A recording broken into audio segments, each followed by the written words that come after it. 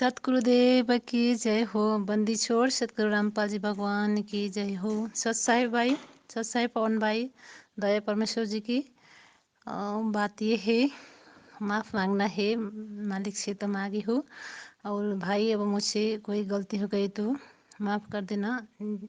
बड़ी बहन तो हूँ मैं उम्र में, लेकिन ज्ञान में तो नहीं हूँ भाई।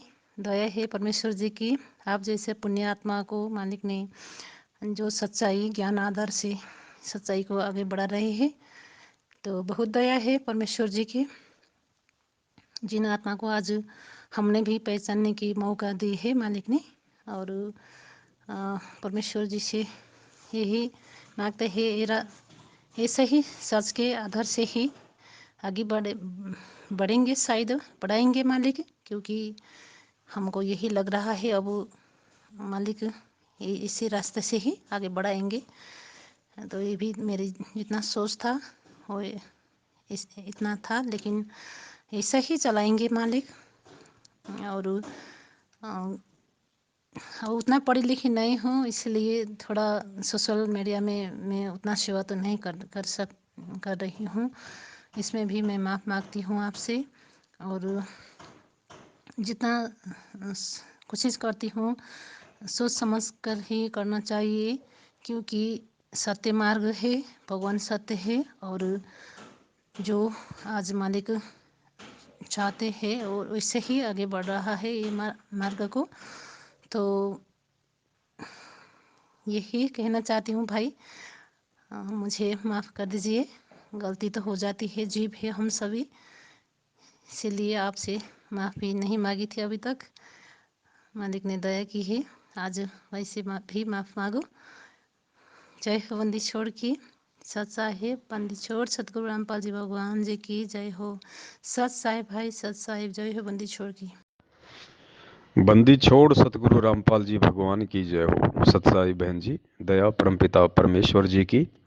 और बहन देखिए, माफ़ी तो केवल परमात्मा से ही मांगनी चाहिए, और परमात्मा ही माफ़ करने वाले हैं। हम तो सब जीव हैं, हम सब आपस में गलतियां करते हैं, लेकिन यहाँ पे जो गलती की माफ़ी मांगने का, या जाने अनजाने में हुई गलतियों की माफ़ी मांगने का, जो परमेश्वर ने सत प्रेरणा करके जो एक ये मिशन सा चलाया है, इससे बहन होगा क्या? इससे जीव के अहंकार का पता चलेगा, जीव के अंदर उत्पन्न राग द्वेष और ईर्ष्या का पता चलेगा कि वो कितना परसेंट है, कितना परसेंट नहीं है, हम कितना गुरुदेव के ज्ञान आधार से भगत बन पाए हैं। क्योंकि बहन, माफ़ी किसी से मांगना, और वर्तमान समय में बहन जी यहाँ तो कोई लाख गलतियां करके भी सामने वाले पे थोपता है कि वो मेरे से माफ़ी मांगे। क्योंकि वो कहावत है ना कि आदमी को दुनिया में सब कुछ दिखाई देता है, लेकिन अपनी गलतियां दिखाई नहीं देती।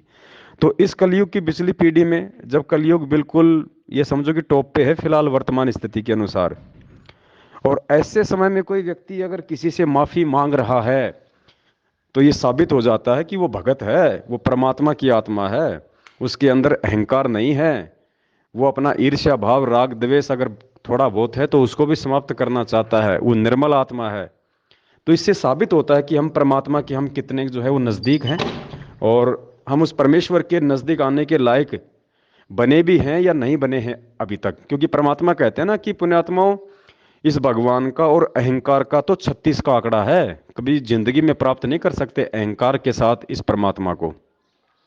और परमात्मा कहते हैं, हर्ष सोग है समान गति, संशय सर्प शरीर, राग द्वेष बड़े रोग हैं, यम के पड़े जंजीर। तो बहन और कुछ नहीं है, ये जो गलतियां मांगने का जो सिलसिला है, परमपिता परमेश्वर के आशीर्वाद से, जो इस तुच्छ दो कोटि के जीव को निमित्त बना के परमात्मा ने सबसे पहले मैनेजमेंट वाले भाई बहनों से माफ़ी मंगवाई। उसके बाद में जितने भी भगत भाई हैं जो संगत वाले हैं, उनसे भी जाने अनजाने की गलतियों की परमात्मा ने सार्वजनिक दास से माफ़ी मंगवाई है। तो बहन यही असर होता है। परमात्मा कहते हैं, एक ने कही दूजे ने मानी, कहे कबीर वो दोनों ज्ञानी। सतलोक से भी हम देखा देखी में आए थे, और यहाँ भी हम देखा देखी में ही सत्य सत्य के मार्ग को हम पकड़ेंगे। एक आत्मा को तो परमात्मा निमित्त बनाता ही बनाता है। जब सतलोक में एक आत्मा निमित्त बनी थी यहाँ सबको लाने के लिए, सबसे पहले उस एक आत्मा ने हाथ खड़ा किया, देखा देखी सबने किया। और आज हम सब यहाँ पे नरक भोग रहे हैं। तो यहाँ भी इस सत्य भक्ति मार्ग पे जब कोई एक आधी आत्मा इस ज्ञान को, इस भगवान को समझ के जब हाथ खड़ा कर लेगी कि हाँ भाई मुझे तो सतलोक जाना है, मुझे तो परमात्मा पाना है, मेरा भगवान तो मेरा सतगुरु है, बाकी कोई नहीं है मेरा, तो उसके बाद भले देखा देखी में लोग इस मिशन से जुड़ जाएं, लेकिन फिर धीरे धीरे आगे चल के अगर वो जुड़ेंगे, संपर्क में रहेंगे, एक दूसरे के विचारों से रूबरू होंगे, साथ संगतियां होंगी, तो बहन फिर धीरे धीरे वो ज्ञान आधार भी बनता है।